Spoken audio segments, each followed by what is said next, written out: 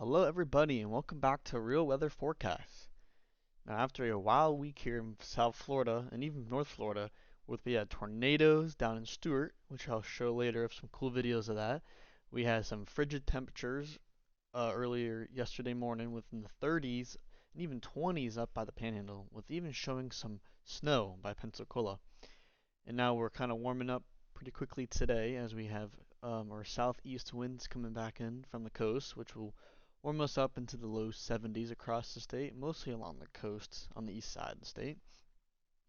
And you can see by the thumbnail, we have another frigid Arctic air mass coming in down as we have another strong cold front that's going to push through tomorrow night. Now, if we head over to the Weather Prediction Center, they have a really nice graphic of surface fronts and sea level pressure. And if we head into the afternoon hours here, there is right now it's a stationary front, but it will turn into a warm front and start to lift up toward the north across mostly the southern part of the peninsula. Looks like stalling out by Lake Okeechobee. Now, when it goes to rain chance, looks like most of the thunderstorm activity would be focused more toward near and south of the warm front, which looks to be roughly south of Martin County and Okeechobee line. So that's the best chance we'll see some thunderstorm activity anywhere in Florida today. And there is a high pressure system pretty much located directly centered just in southern Georgia and the North Florida borderline. Now, heading in toward evening time, so we do see some thunderstorm activity down south, and I can show that very clearly in the HER model. Now, the HER model does show some thunderstorm activity down here toward south of Lake Okeechobee. And I'm not really seeing too many in the way of strong thunderstorms, mostly just your general thunderstorm. It's still a slight chance that some of them could become a little strong on the side with some gusty winds, irregular, frequent lightning, heavy downpours. Not really seeing a tornado threat. Not really a hail threat either, as the Cape is pretty low down there for any storms to become really strong. And we can really see that by looking at a sounding in the area. So, looking at the Cape, now there is a decent amount of Cape. Now the only problem is, see, there is some slight veering, but really the wind at the surface is only from up to about 800 millibars. Really only changes by 5 knots. So I'm not really seeing much of a wind shear really. And the veering winds, there's nothing really. Now there's plenty full of shippable water down there. Yeah, almost 2 inches. So any storms that do develop could bring some quick, heavy downpours. Now, over here in our folks at the National Weather Service in Melbourne, they always have some wonderful graphics to show for Daytona Beach, Stewart, out into Okeechobee. That's their weather outlook area. Now, like I said earlier, we're going to see a pretty strong cold front move in tomorrow night, and that will really quickly drop our temperature Saturday morning, as they're forecasting for up to Daytona Beach, 40 degrees, and the wind chills up to freezing level. And as you head down south, you can see it gets warmer as you go. Leesburg is out toward the west, which makes sense why it's much cooler. And you can see that even Stewart 57. Now Sunday morning looks to be the most coldest frigid night ahead. And it's even colder than it was a couple days ago. Daytona Beach looking at 37 degrees. And as we head all the way down, Stewart 50 degrees, still pretty chilly down there. That's where I'm originally from. So 50 degrees is fairly cold for down there. So it can get really chilly this weekend. So I'll definitely keep your plants covered. Wear warm layers to keep yourself from getting. You can get frostbite in this very frigid cold air. Now, with all the now let's talk about rain. So here's rain totals for a week ahead. Now, since we have looks like a pattern to where we have a high pressure system that's going to be sitting pretty much off the coast of Florida So what that gives us is a southeasterly fetch of wind. And usually when you have a constant southeasterly fetch of wind, you have that fetch going over the warmer Gulf of Mexico, bringing in higher moisture count, and pretty much rotates clockwise around that. So you can see all the rainfall would be focused toward the coastal areas of Texas, Louisiana, and they are in a drought, so this is definitely beneficial for them. But of course, too much rain could be a problem. Now, for us, the rainfall we most likely will see just like today down south pop up general thunderstorm. You can see that little blue spot down there. Could be because this little focus of thunderstorms we're going to see today. But most of the rain we're going to see is mostly light showers from cold fronts.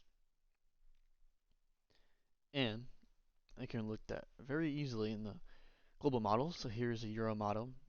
So you can see here's today, shows moisture around. There will be some moisture above in North Florida too. Mostly shower activity, nothing really severe or anything heavy. It's mostly just going to be like light sprinkles, cloudy all day, a little chilly, but along the coast could definitely see much warmer temperatures than inland. So as we head out into time, here is tomorrow afternoon into the evening. You see cold front moves through, much chillier air comes in. You can see that 540 line is the freezing line. So it gets closer, and here's the front down by the Keys. So Saturday morning clears out.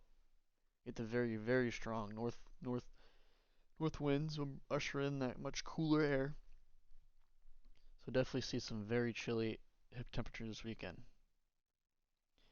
And a little hint, as the high pressure slides to the east, the winds will start to shift back with the onshore flow, and our temperatures will jump back up.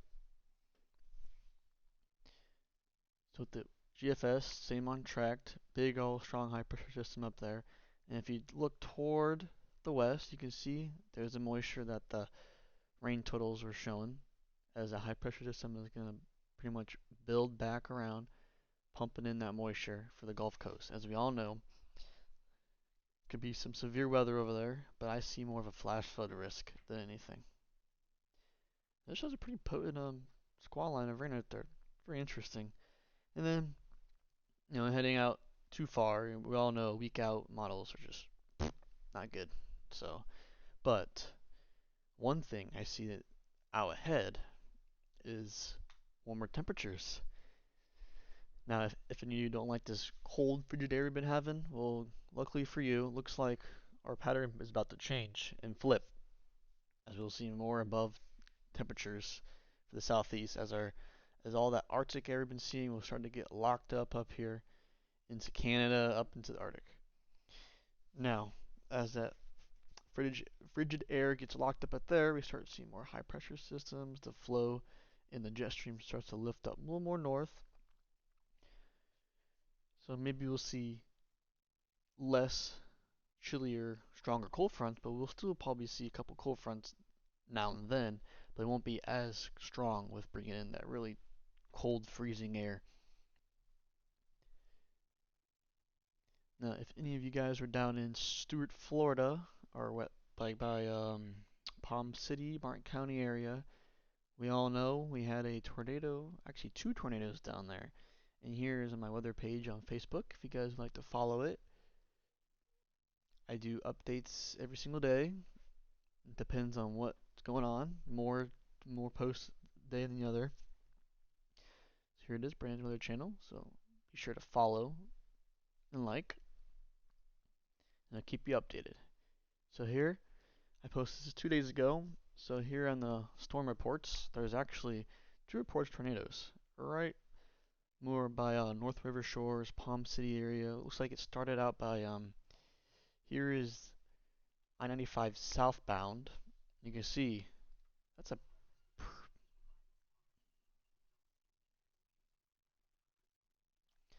pretty strong tornado going through. You can see everyone has their brake lights on. That's good. Never drive through a tornado. It's a bad idea. But that's really interesting how that it was actually rated EF0 by like 75, 80 mile per hour winds, but that could still knock some trees over, patio furniture. It could be pretty nasty. And being born and raised in that area, I've actually never really seen a tornado at all like this in that area. Now, obviously during like hurricanes, we do get like small little tornadoes like this, but you can never see them as they are like rain wrapped and very hard to see. And it only lasts like a minute or two. This one actually went by I think 8 miles, which was actually pretty far. I think it started out by 95 area here, and it went all the way here. Let's see, Google Maps. It actually went. Let's see where it went. So the first tornado actually went out here. Started out here by the rest area. And in that video you saw, I think they're on this road right here looking south, and I think it went across here, went through this little neighborhood out here, and pretty much worked its way, I think, around this way. There was videos of it going across the St. Lucie River by folks that live in North River Shore, and they got really nailed by some high winds in this area right here. And pretty sure it worked its way over here, and I think it went across by Nettles Island, or maybe it stopped. I'm not 100%. I don't know how much 8 miles is. That's probably about 8 miles right there. And then I think the second one was actually by Becker Road.